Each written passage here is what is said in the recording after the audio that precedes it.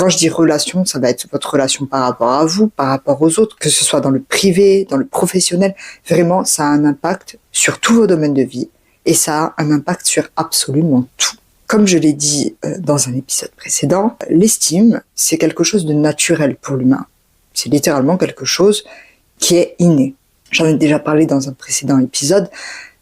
L'estime, en fait, de base, on part du principe que de toute façon, on a confiance en nous d'une manière générale, même si la confiance en soi est un des piliers de l'estime.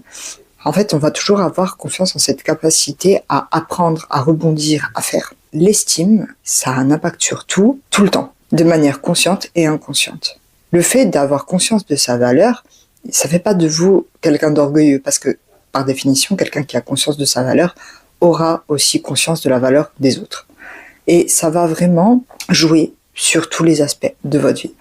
Ça va jouer sur le besoin de validation. Évidemment, quelqu'un qui a une haute estime stable et saine, je le rappelle, ce qui veut dire humilité, ne va pas avoir le besoin de validation. La personne va être à l'aise en toutes circonstances avec elle-même, même si elle fait une erreur. Ça veut pas dire qu'elle va se dire « Oh, j'ai fait une erreur, c'est pas grave ».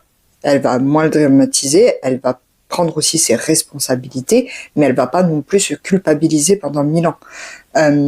Elle va justement faire en sorte d'éviter de recommencer. Quelqu'un qui a une haute estime, qui est stable, qui est saine, va vraiment mieux vivre sa vie. Ça t'a été utile ? Like et abonne-toi. Retrouve l'intégralité du podcast sur la chaîne. Un nouvel épisode sort chaque mardi à 18h.